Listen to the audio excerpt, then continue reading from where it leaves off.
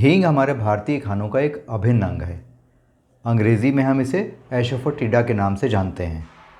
लेकिन आपको शायद यह जानकर बहुत आश्चर्य होगा कि इसके तीखे स्वाद और तेज़ गंध की वजह से विश्व के कई देशों में इसे डेविल्स डंग के नाम से जाना जाता है। मॉडर्न साइंस भी यह स्वीकार कर चुका है कि हींग में पाए जाने वाले कुछ केमिकल्स जैसे कॉमेरिन्स ब्लड थिनर जैसा काम करते हैं। हार्ट हेल्थ को बढ़ाने में और ब्लड प्रेशर को रेगुलेट करने में भी हींग बहुत लाभकारी होती है। इसके अलावा हींग कोलेस्ट्रॉल को भी कम करती है और पेट से जुड़ी कई बीमारियों जिसमें इरिटेबल बाउल सिंड्रोम यानी IBS होता है, गैस, एसिडिटी, अपच, ये सारी समस्याओं में हींग बहुत ज़्यादा उपयोगी होती है। साथ ही साथ जिन्हें चक्कर आने की शिकायत होती है या ऐसी महिलाएं जिनको पीरियड्स के दौरान काफ़ी तकलीफ़ रहती है, उनमें भी हींग का सेवन बहुत लाभप्रद माना गया है। हींग के अगर उत्पादन की बात की जाए तो यह फेरुला स्पीशीज़ की गोंद या लेटेक्स के रूप में पाई जाती है। ईरान और अफ़गानिस्तान में इसका उत्पादन बहुत ज़्यादा होता है। अब भारत में भी धीरे धीरे हींग की खेती कश्मीर के कुछ इलाकों में की जाने लगी है। हमारे देश में अगर हींग के इस्तेमाल की बात की जाए तो हमारे लगभग सभी भारतीय व्यंजनों में हींग तड़का लगाने में, अचार का स्वाद बढ़ाने में और खानों के औषधीय गुण बढ़ाने में काफ़ी उपयोगी हमेशा से रही है। हींग के कुछ और विशेष फ़ायदों की अगर हम बात करें तो अगर आपको किसी कीड़े ने काट लिया है, ततैया ने, मधुमक्खी ने या इस जैसे किसी अन्य विषैले कीड़े ने, तो यदि आप हींग को पानी में मिलाकर उस जगह पर लगाएंगे तो उससे सूजन और तेज़ दर्द कम होने लगता है। इसके अलावा पुरुषों के एरेक्टाइल डिसफंक्शन में और इनफर्टिलिटी में भी हींग बहुत उपयोगी होती है।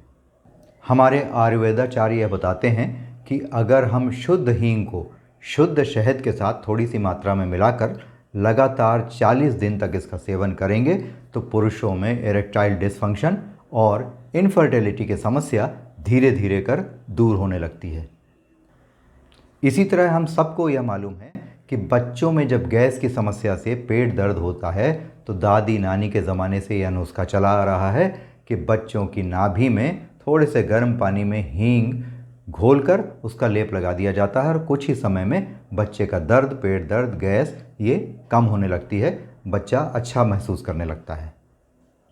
मॉडर्न रिसर्च का भी यह मानना है कि हींग में पाए जाने वाले एंटीऑक्सीडेंटल कंपाउंड्स जो होते हैं वो हमारे शरीर में फ्री रेडिकल्स के कारण होने वाले डैमेजेस से हमें बचाते हैं और इसके अलावा हींग में ऐसे कुछ कंपाउंड पाए जाते हैं जो एंटी कार्सिनोजेनिक होते हैं। इसका मतलब कैंसर होने की संभावना हींग के सेवन से कम होती है। रिसर्च से यह भी पता चलता है कि हींग में पाए जाने वाले अम्बेलिप्रेनिन और फेरिलिक एसिड जैसे कंपाउंड हमें कैंसर सेल्स की ग्रोथ रोकने और पुराने अगर कैंसर के आप मरीज़ रहे हों तो कैंसर को दोबारा आने से रोकने में सहायक होती है। हमारे प्राचीन वेद विज्ञान आयुर्वेद में हींग को गर्म तासीर यानी उष्ण प्रकृति का बताया गया है। इसी के कारण इसे गर्म मसालों की श्रेणी में रखा जाता है। आयुर्वेद के अनुसार हींग पित्त में बहुत लाभकारी होता है, लेकिन वात और कफ के रोगों में भी हींग के प्रभावों से, उसके अच्छे प्रभावों से इनकार नहीं किया जा सकता है।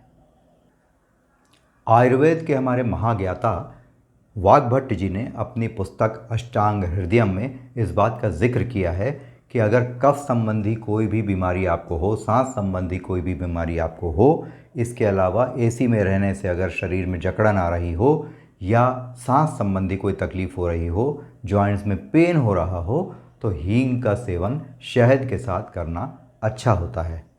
आयुर्वेद के हमारे महाज्ञाता ऋषि वाग्भट्ट जी यह भी लिखते हैं कि अगर सांस संबंधी बीमारी आपको हो, अस्थमा आपको रहता हो, तो थोड़ी सी मात्रा में हींग को शुद्ध घी के साथ भूनकर इसका लगातार सेवन करने से सांस की बीमारियों में बहुत आराम मिलता है।